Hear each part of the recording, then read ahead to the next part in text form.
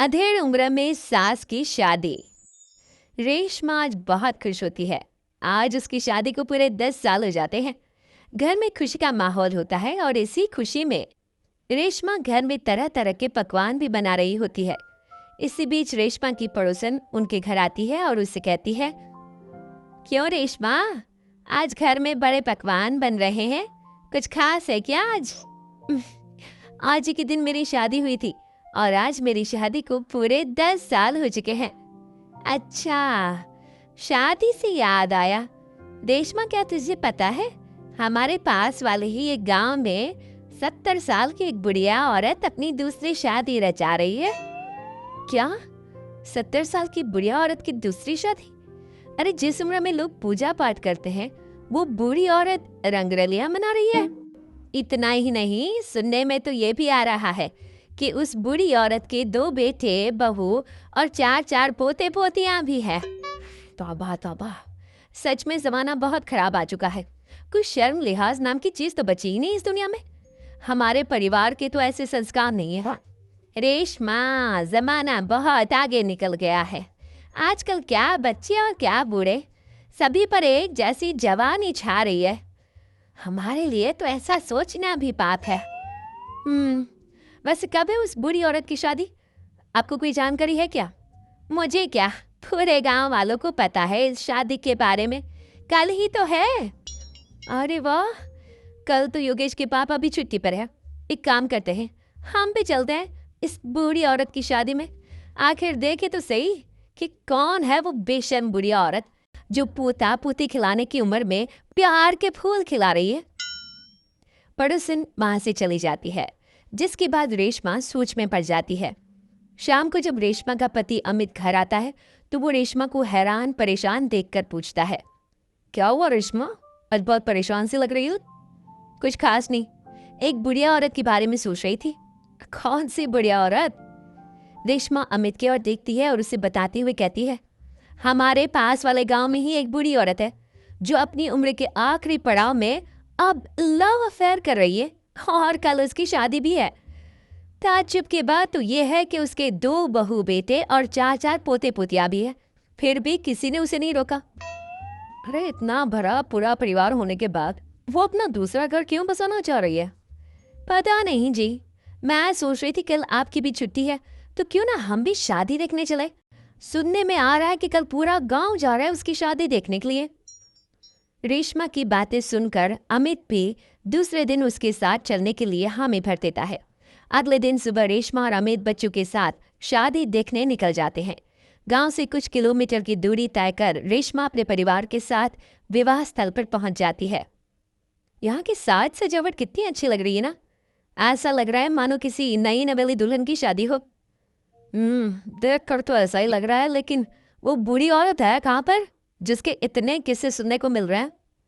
अमित के इतना बोलने की देर होती है और एक अधेड़ उम्र की बुढ़िया औरत दुल्हन के लिबास में सज संवर कर मंडप पर पहुंच जाती है, जिसे देख रेशमा और अमित के पैरों तले मानो जमीन ही खिसक जाती है। मम्मी जी, यहाँ दुल्हन के लिबास में ये सब क्या हो रहा है? अमित, मम्मी, दादी की शादी, वाह मजा आएगा। मम्मी शादी कर रही है और हमें बताना भी जरूरी नहीं समझा? क्या अब हम उनके लिए इतने गैर हो गए हैं? कुछ भी हो, मैं मम्मी जी की ये शादी तो बिल्कुल नहीं होने दूंगी। रेशमा अपनी सास सुशीला की तरफ जाती है। सुशीला अपनी बहू को देखकर सकते में पड़ जाती है। रेशमा, तू यहाँ क्या कर रही है? मेरी छोड़िए मम्मी जी, और आप अपना बताइए, आप यहाँ दुल्हन के लिबास में क्या कर रही हैं? आप इस उम्र में शादी कर रही हैं? जानती है समाज कितनी थू थू करेगा हम पर। समाज के डर से जीना नहीं छोड़ देते बहू। मैं अपनी इस नई जिंदगी से बहुत खुश हूँ और खुशी खुशी अपनी मर्जी से ये शादी करना चाहती हूँ। अगर इस समाज में जीना है तो सब देख कर चलना पड़ता है मम्मी जी। आप तो यहाँ शादी कर लोगी, लेकिन कभी सोचा फिर हम सबका जीना कितना मुश्किल हो जाएगा? मैं आपकी शादी बिल्कुल नहीं होने दूंगी। सुशीला अपने बेटे के पास जाती है और उसे समझाने की कोशिश करती है। बेटा, अब तू ही कुछ समझाना बहू को। इस शादी को लेकर मेरे भी वही अरमान है जो हर लड़की के उसकी शादी पर होता है बेटा। मैं क्या समझाऊं माँ उसे? आप इस उम्र में शादी करने जा रही थी और आपने हमें बताना भी जरूरी नहीं समझा। क्योंकि मैं जानती थी कि तुम लोग कभी मेरी शादी से खुश नहीं होंगे, इसलिए मैंने तुम लोगों को कुछ नहीं बताया। मम्मी जी, ये सब सोचने से पहले कभी आपको हमारी इज्जत का ख्याल नहीं आया? आज आपकी इस हरकत के कारण ही हम समाज में कहीं मुंह दिखाने के लायक नहीं रहे। बहू, कब तक तुम यूं ही समाज समाज के बारे में सोचती रहोगी? ये लोग आज 100 तरह की बातें बनाएंगे और कल को सब भूल जाएंगे। क्या इनके डर से मैं जीना छोड़ दूं?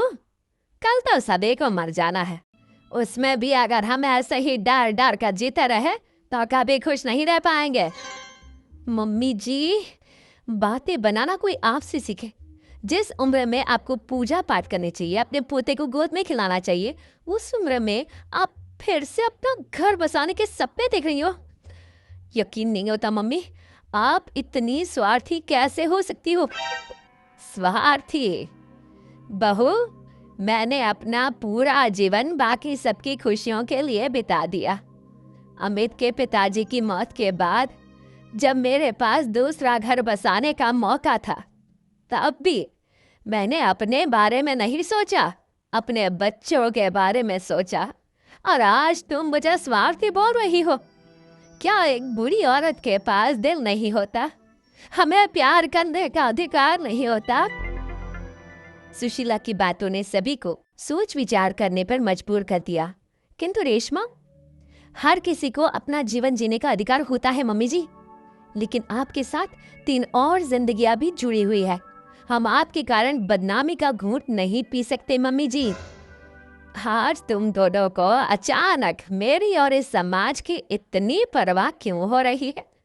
यह बदनामी और समाज के तानों का डर तब तुम लोगों के जहन में क्यों नहीं आया, जब 2 बेटों और बहुओं के होते हुए भी मुझे अकेले उस एक कमरे में रख कर घोट घोट कर जीवन यापन करना पड़ रहा था? तब तुम लोगों को याद नहीं आया मुझसे कितनी जिंदगियां जुड़ी हुई है? सुशीला की बातें सुनकर रेशमा और अमित अपना सिर झुका लेते हैं। उन्हें अपने से हुई गलती का एहसास हो जाता है, लेकिन अब भी कहीं ना कहीं उनके दिमाग में लोग क्या कहेंगे ही चल रहा था, जिसके डर से वे खामोश होकर खड़े रहते हैं। तभी सुशीला जी आके कहती हैं, ठीक है, अगर तुम लोग नहीं चाहते कि मैं फिर से विवाह करूं और अपने नए जीवन की शुरुआत करूं, तो मैं ये शादी नहीं करूंगी और साथ ही ये घर छोड़कर भी चली जाऊंगी। फिर ना तुम लोगों की कोई बदनामी होगी और ना ही कोई तुम्हें आकर ताने मारेगा। सुशीला की बातें सुनकर रेशमा और अमित दोनों सोच में पड़ जाते हैं। कुछ देर सोचने के बाद रेशमा कहती है, नहीं मम्मी जी, आप घर छोड़कर मत जाइए। आप सच कह रही हैं। अगर हम ऐसे ही समाज की परवाह करते रहे तो हम कभी खुशी खुशी नहीं जी पाएंगे। हाँ माँ, और आज बचपन से तेरे हर निवाले और प्यार का कर्ज मैं चुकाऊंगा। आज यहाँ से मेरी माँ की डोली उठेगी। बजाओ शहनाई, आज मेरी माँ की शादी है। फिर क्या, अपने बहू बेटों की रजामंदी के साथ सुशीला खुशी खुशी 7 फेरे लेकर नई नवेली दुल्हन बन जाती है और सब शादी की खुशियों में मगन हो जाते हैं।